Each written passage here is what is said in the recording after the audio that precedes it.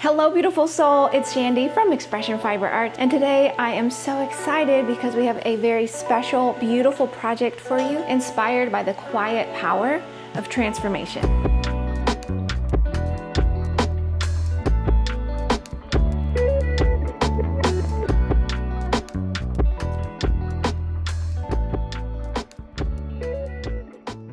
Oh, and by the way, if you hear any noises in the background, we're having some work done on the house, so that's what that is. This is the Chrysalis shawl. And just like the caterpillar that goes into the cocoon to become a beautiful butterfly, this gorgeous Chrysalis shawl by Kayla Baldwin is a beautiful representation of becoming and of change and of stepping into your next truest self, one gentle stitch at a time. Sometimes in life, it feels like we are being pulled back in the slingshot of life, only to be catapulted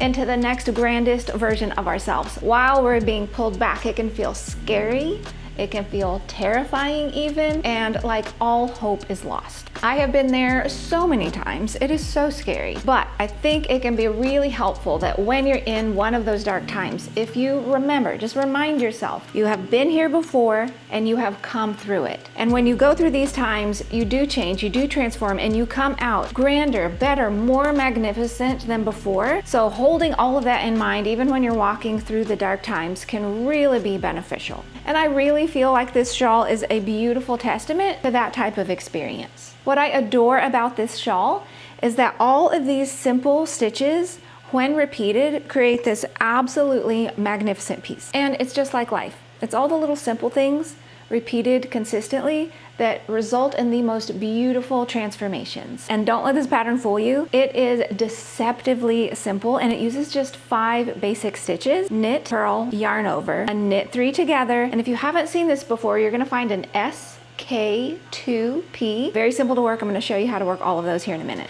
This shawl is worked end to end, dancing between right side lace rows and wrong side purl rows. There's a beautiful rhythm to it, almost like the soft flutter of butterfly wings in a secret garden. You can follow the chart for this pattern or the written instructions, whichever feels right to you. And if you want it longer, just add more repeats. And if you want it wider, just cast on a multiple of 18 stitches. Each repeat adds a few extra inches of width. We've kept the border simple. It's just garter stitch. It adds some nice structure and elegance to the shawl. And here's an option for you. If you want a little bit of a neater edge, you can actually slip the first stitch of each row as if to purl. For this lovely design, we used our brand new limited edition collection of Sugar Fluff Fingering yarn. This is a gorgeous, soft and fluffy Suri Alpaca blend yarn that has a subtle cotton candy-like halo. And if you like, you can check out our other patterns made in this yarn too. When you're wearing projects made with this yarn, you're gonna feel like you are wrapped in whipped cream, meringue, and frosting all put together.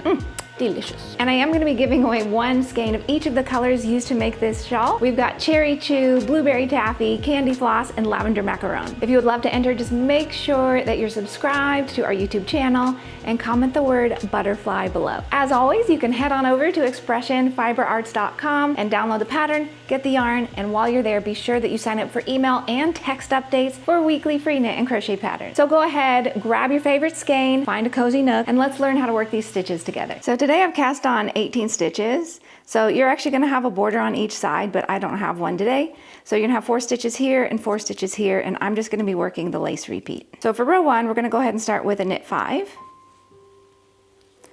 1, 2, 3, 4, and 5, and then you're gonna knit 3 together. So grab those next 3 stitches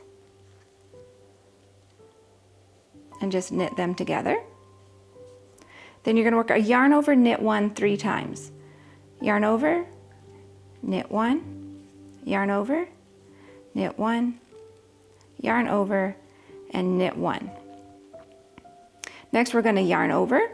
Then you're gonna work, slip that next stitch knitwise, knit the next 2 stitches together.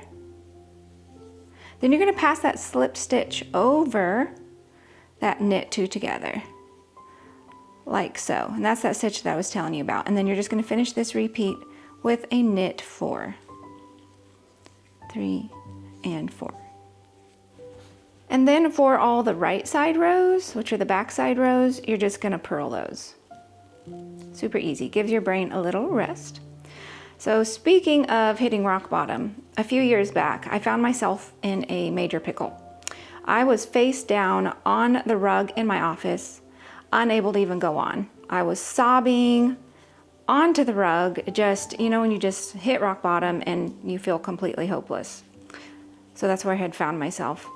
I just was in a situation where I just felt like I couldn't bear it any longer. I just couldn't do it. I had taken all the hard steps that I thought I needed to do. I'd done all the scary things, and yet things just still weren't going the way that I really felt they should be. For row 3, we're gonna start with a knit 3 for our repeat. 1, 2, 3, then you're gonna knit 3 together. Boop. Then you're gonna work knit 1, yarn over twice. Knit 1, yarn over. Knit 1, yarn over. Then you'll knit 3, knit 2, 3. Then yarn over, knit 1 twice. Yarn over, knit 1, yarn over, knit 1. Then slip that next stitch as if to knit. Knit the next 2 stitches together and pass that stitch up and over. Then you're going to knit 2. And there's row 3. For row 4, we're just going to go ahead and purl across just like we did for row 2. So back to my story, there I was, face down on the floor, sobbing, and I just didn't know what to do. So I felt like in that moment, I really had no choice but to just give up. Literally just surrender, say, I don't care. Like, I just couldn't care about this any longer. The more I cared, it didn't seem to fix anything. So I just completely, in that moment, just gave up and surrendered everything. For row 5, we start with a knit 1 and then a knit 3 together.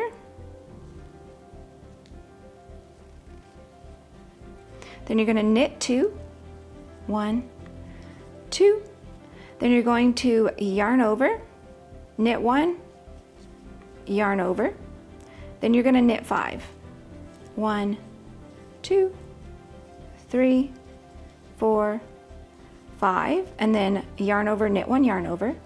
So yarn over, knit 1, yarn over, then knit 2.